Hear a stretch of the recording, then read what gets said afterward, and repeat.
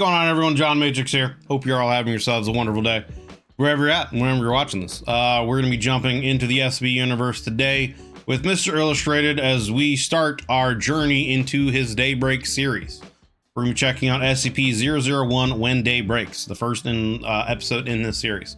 Links will be down below in the description to the original video without my commentary and reaction, and to Mr. Illustrated's channel. Please do me a favor. If you enjoyed this video when we go through it, you click that link, go over there and give it a like. And if you are not already subscribed to Mr. Illustrated, if you could do me the favor of going over there and giving him a sub if you enjoy his content. He makes a lot of great content for the SCP universe, a lot of animated and some voice acted stuff. Definitely deserves the love. Puts a lot of work into his videos. If you would like to join us when we do these reactions live, as you can see, we're doing it live right now for my YouTube members. There is a join button underneath the video, as well as a link in the description to the YouTube membership tiers and benefits that I offer. You can take a look at those, see if you decide you want to take your support to the next level. You can get early access to videos, priority, and any kind of reaction requests you might have, your name at the end of the video, sub Discord channel, all that kind of stuff. So take a look at those if you've been around the channel for a while and, like I said, want to take your support to the next level. But with all that said, shameless plugs done, etc., etc., we're going to take a look at this. Again, SCP-001 When Day Breaks by Mr. Illustrated.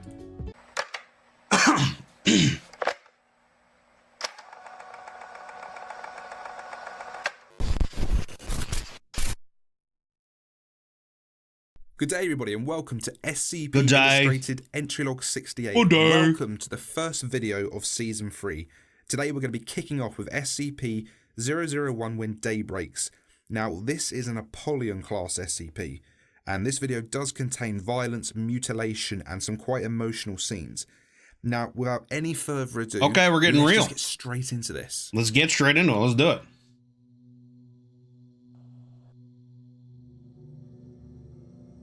The confidential data release of this SCP has been authorized by the following council and administration staff. Hello. Can anyone... Can you hear me? Please. This is... That's true, Kaushman, I did. Mosley at Site 14. Is anyone there? What the fuck do we do? Can anyone contact Control or the O5? Is anyone still alive?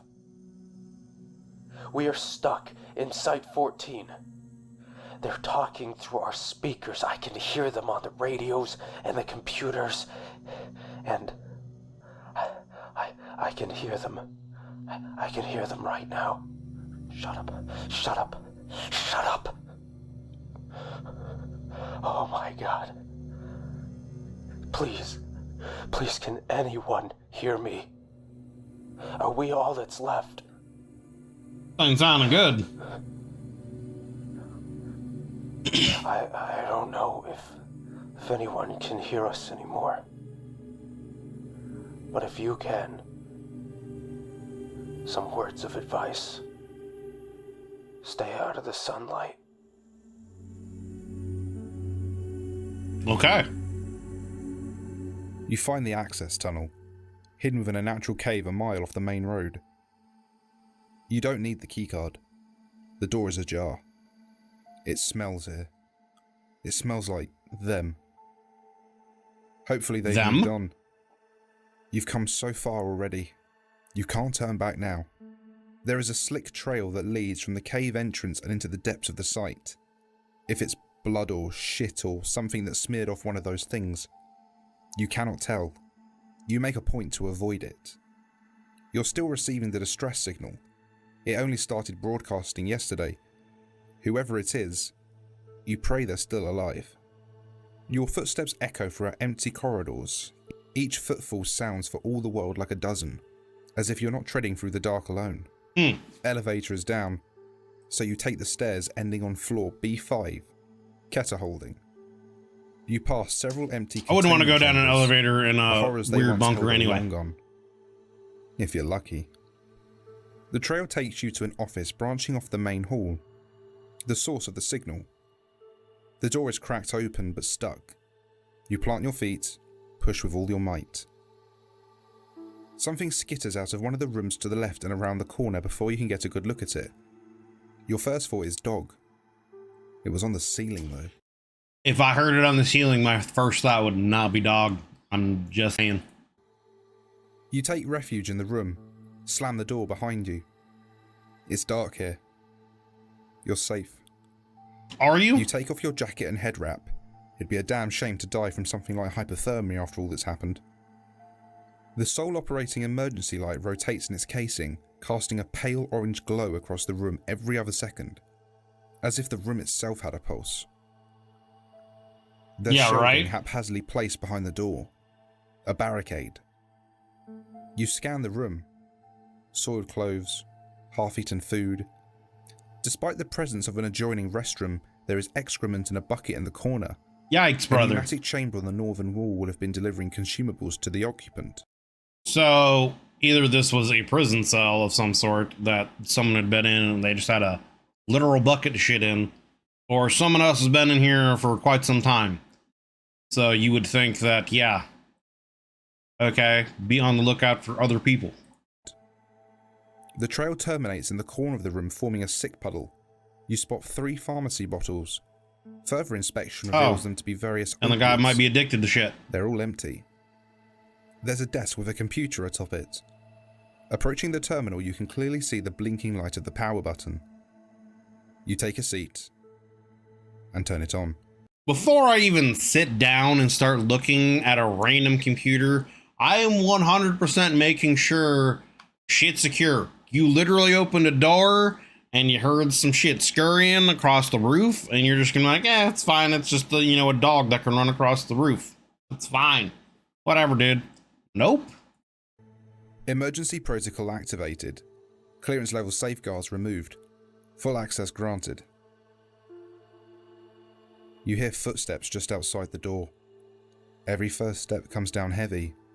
The second drags behind it. A dark shape blots out the light streaming in through the slit between the floor and the doorway. You tense up, waiting with bated breath, praying it will pass. You damn the deafening thumping of your heart for betraying your position. The shadow recedes. You breathe a sigh of relief just as the screen comes to life. Automated Secure System Notification Code 235. There has been an error in retrieving the current iteration of the SCP-001 file. You are currently reviewing revision 3. Newer revisions can be accessed at the bottom of this page. Revision 3, updated 1,312 days ago. Long time. Description: SCP-001 is the designation given to the Sun after an event resulting in 6.8 billion casualties within the first 24 hours. Okay. The SCP-001 effect does not seem to result from exposure to ultraviolet rays, but rather light in the visible spectrum. The effect is similarly present in moonlight. So you can't even go out in the moonlight either? Like on a full moon with the light reflecting from the sun, it still affects you? That's kind of fucked. Like, what are you supposed to do? Upon contact... I mean, I guess he's wearing, like, clothes to protect himself from the visible light, right? So I guess if that doesn't hit you, you're okay? I don't know. Visible light produced by the sun, living organisms liquefy at the point of contact, with the effect spreading until the entire organism is converted. Visually, this is reminiscent of melting wax. Yikes. The time this takes is largely dependent on the level of exposure and size of the organism. Despite this restructuring, at no point do living organisms perish. Upon completion, these organisms take on a gelatinous consistency. Motile organisms will attempt to orient themselves in a fashion reminiscent of their previous form, to varying degrees of success. You guys ever see a movie in the 80s called The Blob? That's what this shit sounds like. Flora typically remain physically inert, yet are still capable of photosynthesis and still produce oxygen. Right, yeah. Organisms capable of flight lose the capability to do so. Fauna remains sentient and display behavior that parallels their non-anomalous counterparts when not absorbed into a collective instance. Humans retain a modicum of sapience and memory. Weird, dude. Biological anomalies exposed to SCP-001 are affected in the same manner, It seems that exposure nullifies any previously expressed anomalous characteristics. Due to their composition, instances of SCP-001-A that make contact with one another may combine and blend at the molecular level. This does not seem to cause any pain or distress to the instance. It's kind of sounding like, if you guys have seen Star Trek Deep Space Nine, the Dominion, the Great Link, you know, the like liquid aliens, they would kind of combine together into this giant like lake, and they would still have their individuality, but they'd still be like combined as one. I don't know. That's kind of what it sounds like too. Though the resulting bulk can inhibit movement. Since the SCP-001 event, most instances have congregated into such collectives which seem to possess no maximum volume. The resulting biomass is amorphous and chaotic. The component organisms will shift between a full to semi-liquid state. Limbs and bodies will rise periodically from within the mass for a short duration before deteriorating and being So what happens with 682 then? Does 682, like, because like he's supposed to be so resistant to shit, like, is 682 able to like resist that? You know, or does he liquefy too? Subsumed by another life form. Collective instances will locomote by using their appendages in tandem to carry their mass.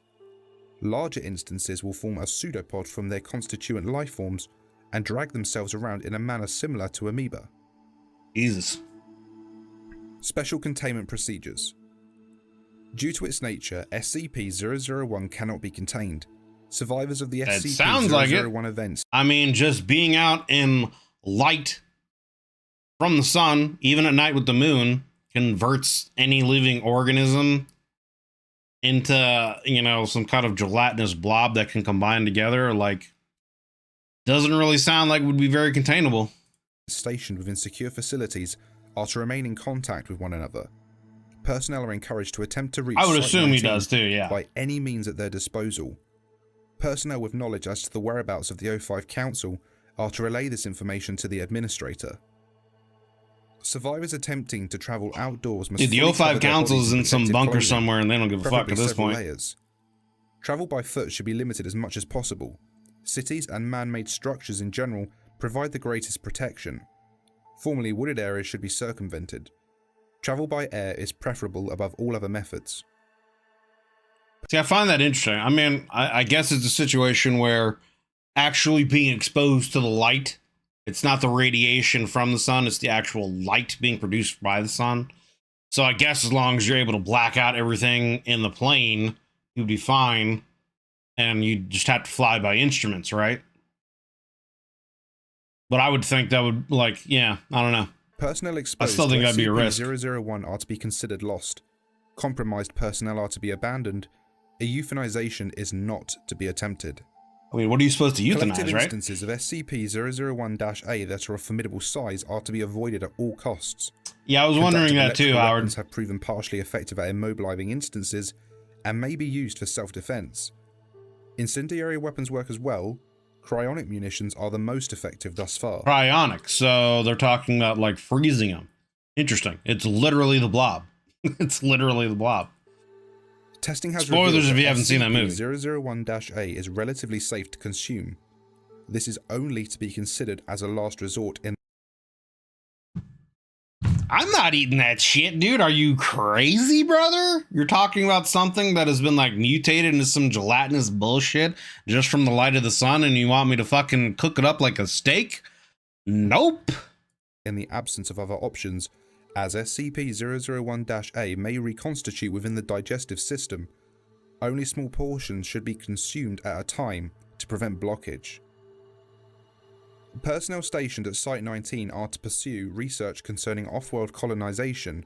Shuttles must be constructed as to not allow light to penetrate the interior. To those of you with families, or God forbid children, I'm deeply, deeply sorry. You must push on. Do not let their deaths be in vain. We do still have time. Humanity may still have a future. Administrator. Come Site-19. We need all the hands we can get. Learn to embrace the darkness, friends. Fear the light. The Administrator. What did he say? He said learn to embrace the dark. I think he said fear the light, but it sounded like feel the light. Right? Let me just make sure. Future, come to Site 19. We need all the hands we can get. Learn to embrace the darkness, friends. Fear the light. Yeah, he says fear the light. Okay. The It administration. sounded like you said feel at first. I was like, what the Open fuck? Why would you say attached that? file. Audio log. Access granted. A harsh static lashes out at the speakers when you open the file. It disturbs the stillness of the room, catches you off guard and quickens your heart's pace. There's some handling noise as the recorder adjusts their microphone. A brief moment of silence, and then... This is Dr. Logan Igota, level 3 researcher. There's a quiver in her voice that betrays her attempts at professionalism. She pauses, takes a deep breath, and continues.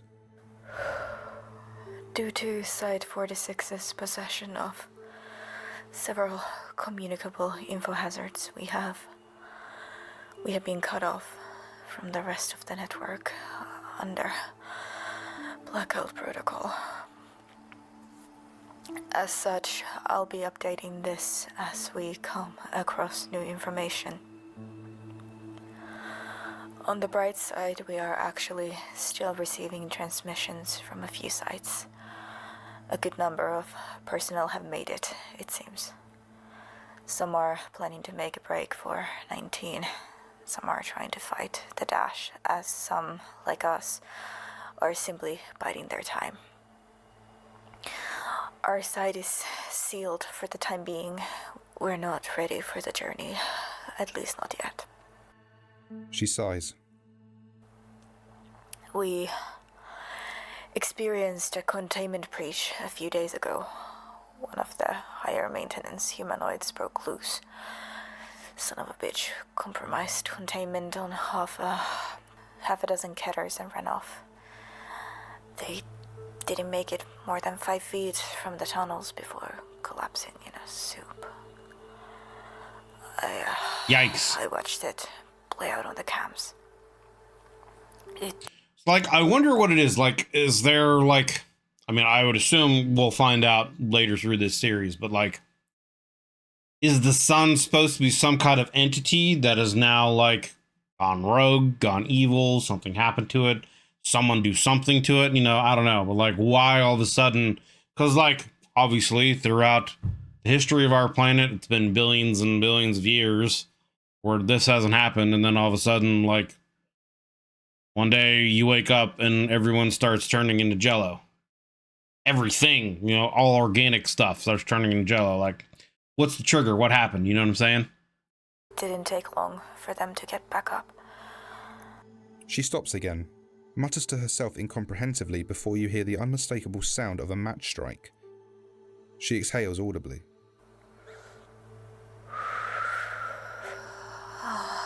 Much better. Yikes. Not exactly a designated smoke area, but what the hell, right? She clears her throat. Commander Anand suited up and went to town on them the next day. Tried to drive them off. It didn't turn out very well, poor bastard. But we did learn a thing or two at least. Pause. Exhale. There's only a few of us left here. I'm holed up in one of the offices. Jerry and Director Phillips are somewhere in the barracks. Clyde and a few Ds locked themselves into the armory with Ari.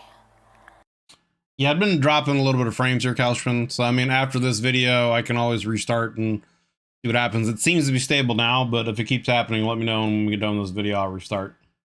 I should really see how she's doing. She trails off for a moment before you hear the buzz of radio chatter. Hey, hon. How you're holding up down there? A voice responds, a man with an exaggerated mocking tone. I'm doing just fine, Poopseekins. Logan shoots back. Who?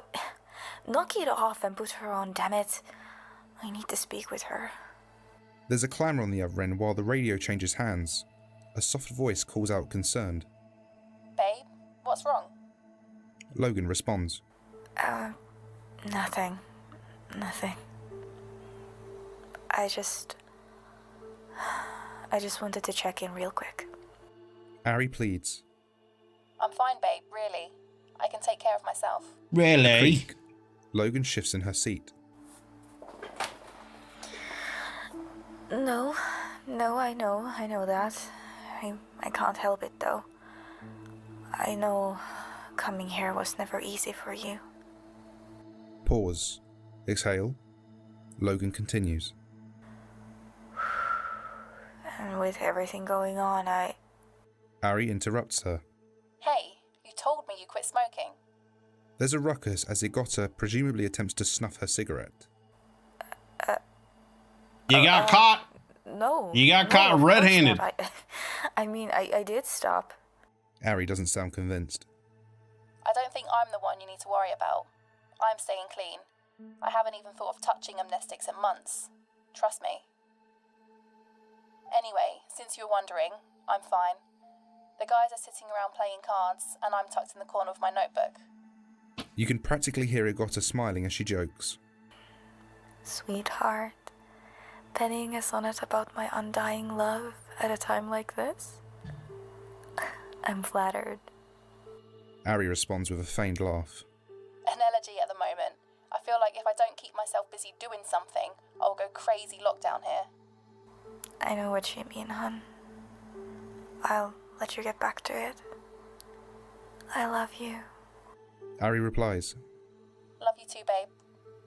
A moment of silence, then a match strike followed by an audible exhale. Lighten up another one. And that's all of us. Everyone else was either topside during the event or they were killed in the breach. I wonder what SCP broke out. Director's orders are to stay put, keep an eye on the cams, both in and around the facility. We've got the 001 skips beating at our front door and God knows what else locked in here with us. We still I have heard noise in the electricity, background from the should recording. for quite some time. And the place is stocked with enough supplies to last the site a couple of years. We're going to be fine for now. What does that sound? There was definitely noise in the background. A couple of years. We're going to be fine for now. Like, is that an animal or is that supposed to be one of the like SCP things, like breaking in? It kind of sounds like some kind of creature making a noise, or maybe even a door opening. We're going to be fine for now. I don't know, it's hard to tell what it is. Everything is going to be fine. She waits a beat before ending the transmission. Revision 5, updated 1,202 days ago. Special containment procedures and description unchanged. Incident report 001.1. Access granted. They've just been sitting out there this entire time, I think it's because I was dropping frames, Ryan. calling out to us. I'll probably have to They restart want the us to stream come after outside. this video. The noise drew in more of them. Exactly. There is this one mass that I'm sure must have a few dozen people and God knows how many animals rolling around inside it. Screams and bleats and screeches and howls non-stop. Louder than all hell. So it is a creature in the background that we were Worst hearing. ones Okay. make this disgusting moaning. Like they're actually enjoying it. They're not going to leave so long as they know we're down here. So the thing they said though was like cryo weapons seem to be working very well on these things. So wouldn't you think then that, like, obviously getting as much supplies as you can and flying to some kind of underground facility in the Arctic, someplace cold, would be the move, right? And then like set that up as like your, because if it's not able to really survive through cold shit, then yeah, that would be your essentially like base of operations, your HQ, and then figure out a plan from there, get everyone to get there, gather up, and figure out what you got to do to defeat these things, figure out what's going on, how to prevent it, you know. I don't know. Blot out the sun, do a move from the Matrix where you darken the sky so the sun can't get through or some shit, you know, I don't know. We managed to talk one of the Ds into going out. Yikes. See if he couldn't draw them away. He was surprisingly okay with the plan. All he asked for was a gun and a single round. He made it out there, and Lon got a hold of him. Tried to get his mask off. He managed to work the pistol up beneath his chin in time. Got it off. Yikes. I figured he was lucky. After he fell limp, though, it kept working at his suit. Pried off the hood. Trying to eat him. Poured itself inside. Began tearing it off of him from within.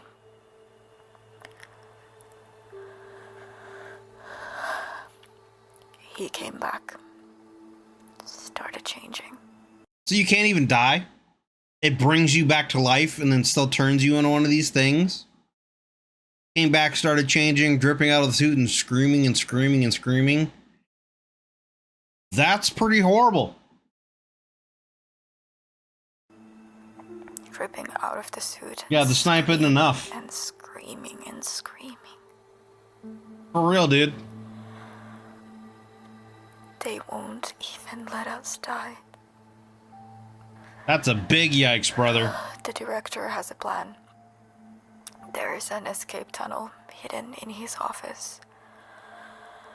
Tram under the site will take us to a safe house. We should be able to start towards 19 from there. Revision 8, updated 1,200 days ago. Special containment procedures and description unchanged. Opening attached file. Video file. Access granted. You see her for the first time. Dr. Igota is seated where you are right now. She has a pained look. Her eyes are bloodshot. A large, wet, red-black blotch has formed on her breast pocket. She draws a shuddering breath, parts her lips as if to speak, and stops herself. She bows her head and cries silently. After a minute, she manages to choke out. I'm sorry. I'm sorry.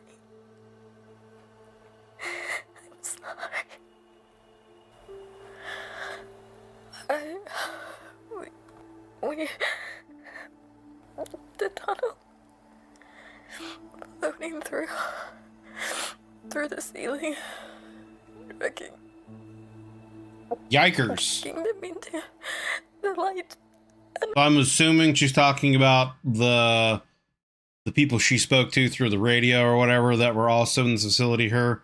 They apparently must have found a way in, dragged these people through these tunnels into the light, and yeah, forced them to change. This is Jesus. Their clothes.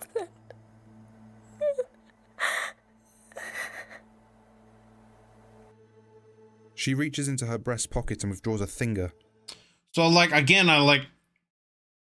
my question so far is, what is it that has, like, caused this to start? What event or effect happened to the sun to where the sun is turning people into this? And then, like, I guess, what is the end game for whatever these things are? I mean, I assume, again, like I said earlier, as we go through the series, I'm sure that will become clear, but obviously, like, right now, that's what the big question is like, what caused this to start happening? What really are these creatures? Why are they doing what they're doing? And what's the end game, I guess, other than potentially, taking over humanity and all life forms to convert them into whatever that is. But then what do you do at that point? You know what I'm saying? The glint of a wedding ring is visible above the severed portion. And unless it's something like kind of like the Borg, where it wants everything to be part of the collective, or even the Tyranids or something, you know, it's some kind of creature that wants everything to be together and some kind of like weird hive mind entity where, you know, each person that gets converted becomes a part of it, but it's still its own individual thing. I don't know. She holds it close in cupped hands and runs a thumb across the glimmering band. That's kind of creepy. She sits like this for an eternity, whispering apology after apology, begging forgiveness, lost in the moment. She looks up after some time. There's a look of realization when she sees she's still recording before she places the digit back in her pocket. She leans forward as if to flashes turn off it the out. I camera got when you. a radio crackles to life. It broadcasts white noise for a few seconds, and then a voice that sets you on edge. Logan? It's Ari. Almost. Her voice has taken on the disgusting gurgling tone Yikes. characteristic of the affected. Logan's jaw drops. Now it's trying to get her to come out by talking, by like taking on the persona of her partner and talking like them. That's fucking creepy. What little colour there was left in her face drains. It speaks out again. Where are you? Why can't I get back inside? Are you there? Logan rummages beneath the desk for a moment and produces a handheld radio. Her hands are shaking. The thing implores her. Its inhuman speech curdles your stomach. Babe, it's alright.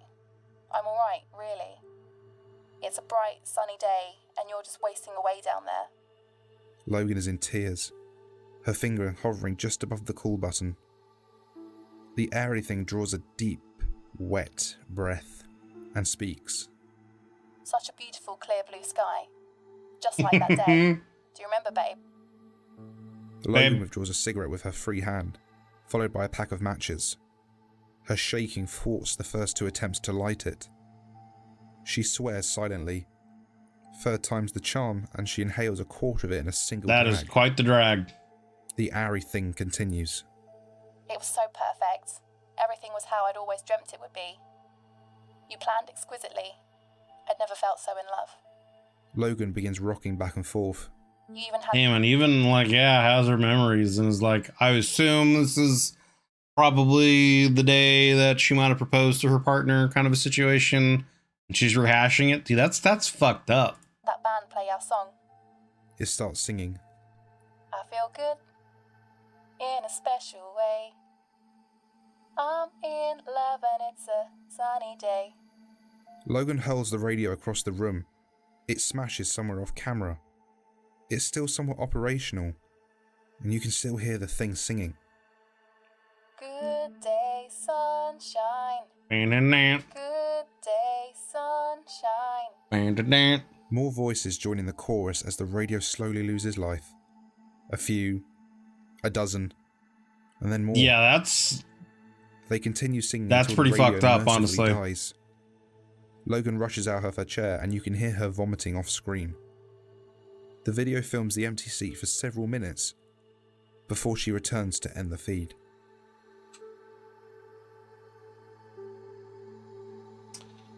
wow. And that concludes part 1 of When Day Breaks. I hope you've enjoyed it, and be sure to let me know below if you did. Part 2 is in the works. I've already got the audio for it, so I just need to do the drawings, and they're not going to take too long. I would Emperor, like to extend protect my us thanks indeed. to Punished Creep's work, Lumi, Jordan, and Okay. Wow. There you have it.